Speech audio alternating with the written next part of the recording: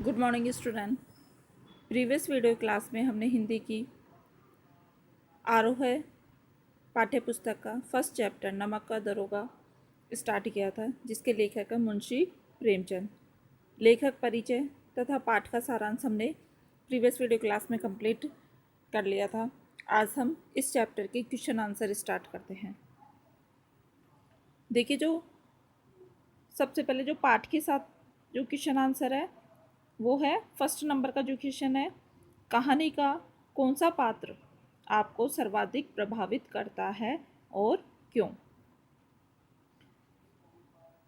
Answer है कहानी का नायक मुंशी वंशीधर हमें सर्वाधिक प्रभावित करता है। मुंशी वंशीधर एक ईमानदार और कर्तव्यपरायण व्यक्ति है जो समाज में ईमानदारी और कर्तव्य निष्ठा की मिसाल कायम करता है। उसने आलोपीदीन दातागंज जैसे सबसे अमीर और विख्यात व्यक्ति को गिरफ्तार करने का साहस दिखाया। आखिरकार पंडित आलोपीदीन भी उसकी दृढ़ता से मुग्ध हो जाते हैं। नेक्स्ट क्वेश्चन है क्वेश्चन नंबर सेकंड, नमक का दरोगा कहानी में पंडित आलोपीदीन के व्यक्तित्व के कौन से दो पहलू उभर कर आते हैं, अर्थात दो कौन से उनके व्यक्तित्व के पक्ष उभर कर आते हैं वो लिखना है।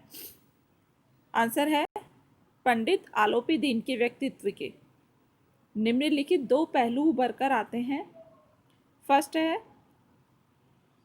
पैसे कमाने के लिए नियम विरुद्ध कार्य करने वाला भ्रष्ट व्यक्ति लोगों पर जुल्म करता था, परंतु समाज में वह सफ़ेदपोश व्यक्ति था।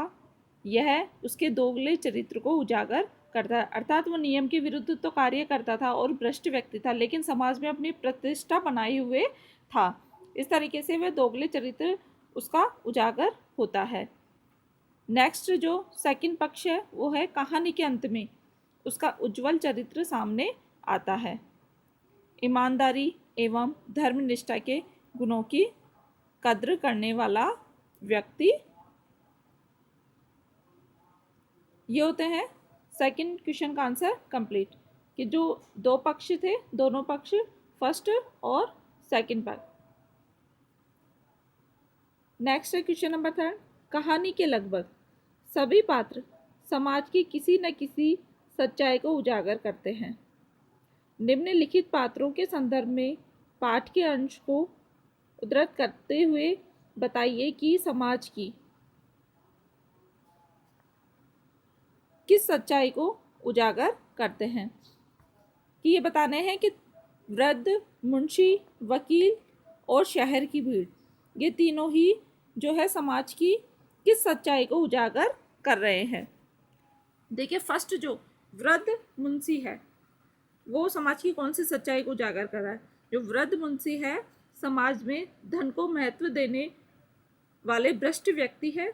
वे अपने बेटे को ऊपरी आय बनाने की सलाह देते हैं। वे कहते हैं कि मासिक वेतन तो पूर्ण मासी का चांद है जो एक दिन दिखाई देता है और घटते घटते लुप्त हो जाता है, अर्थात वो रिश्वत लेने की सलाह है अपने बेटे को देते हैं कि रिश्वत ऐसी जगह नौकरी करना जहाँ पर कि ऊपरी आय हो। क्योंकि मासिक जो आय होती है वो तो एक पूर्ण मासी का चांद है जो कि धीरे धीरे खत्म हो जाता है, लुप्त हो जाता है। ऊपरी आय बहता हुआ स्रोत है जिससे सदैव प्यास बुझती है। मतलब ये इस तरीके के तर्क देकर वह अपने बेटे को समझाता है कि समाज में ऐसी जगह नौकरी करना हाँ जहाँ पर कि ऊपरी आय हो। जो नेक्स्ट वकील है, वकील का देखिए, आजकल जैसे धन लूटना ही वकीलों का धर्म बन गया है।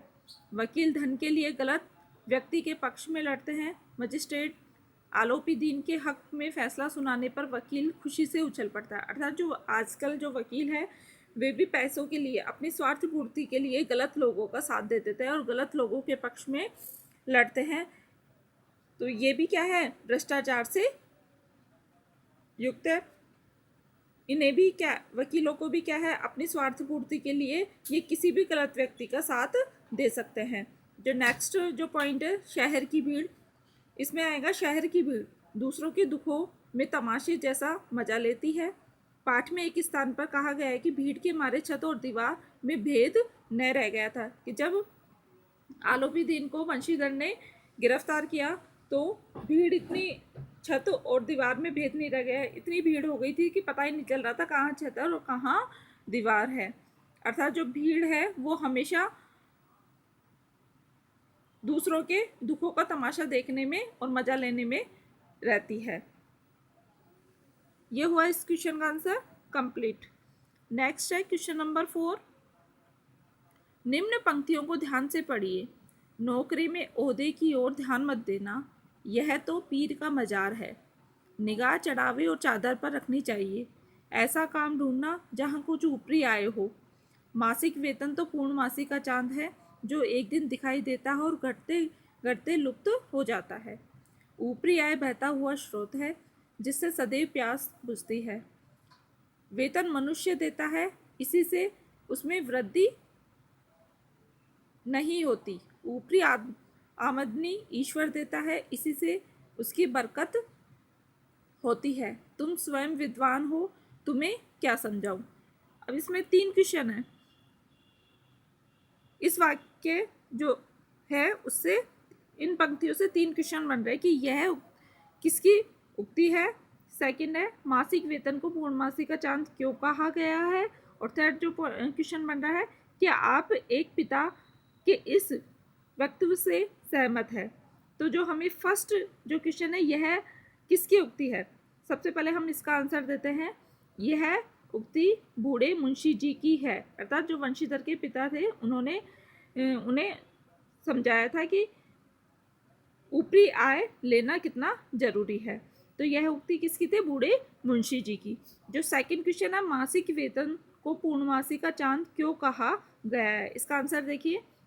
मासिक वेतन को पूर्णमासी का चांद कहा गया है क्योंकि वह महीने में एक दिन दिखाई देता है और घटते घटते लुप्त हो जाता है। वेतन भी एक ही दिन आता है, जैसे जैसे माह आगे बढ़ता है वैसे वैसे वह खर्च होता जाता है और अंत में वह पूरा ही समाप्त हो जाता है। जो नेक्स्ट क्वेश्चन था थर्ड, क्या आप एक पिता के इस वक्तव्य से सहमत है। तो आंसर लिखेंगे जी नहीं, मैं एक पिता के इस वक्तव्य से सहमत नहीं हूँ। किसी भी व्यक्ति को भ्रष्टाचार से दूर रहना चाहिए। एक पिता अपने बेटे को रिश्वत लेने की सलाह नहीं दे सकता और नहीं देनी चाहिए। ये जो तीनों क्वेश्चन थे, तीनों क्वेश्चन के आंसर इस तरीके से आपको लिखना है। नेक्स्ट क्वेश्चन है क्वेश्चन नंबर 5। नमक का दरोगा कहानी के कोई 2 अन्य शीर्षक बताते हुए उसके आधार को भी स्पष्ट कीजिए।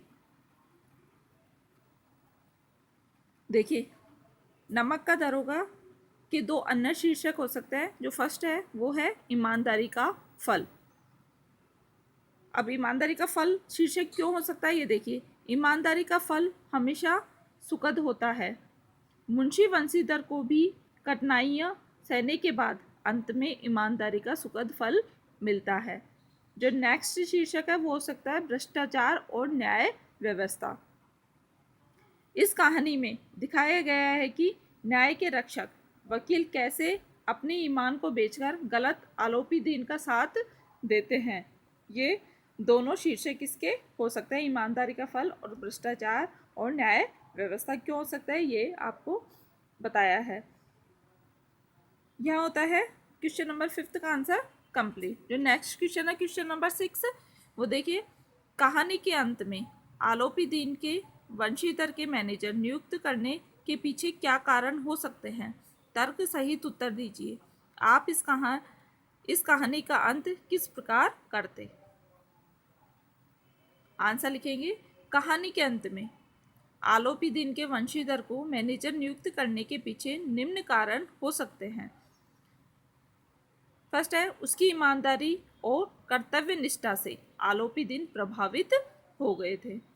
सेकंड है वे आत्मगिलानी का अनुभव कर रहे थे। ये होते हैं जो पार्ट के साथ जो क्वेश्चन आंसर थे वो कंप्लीट। आपको ये क्वेश्चन आंसर अपनी फेयर नोटबुक में राइट करना है। जो पाठ के आसपास के क्वेश्चन है और समझाइए वाले जो क्वेश्चन है वो हम कल की क्लास में स्टार्ट करेंगे।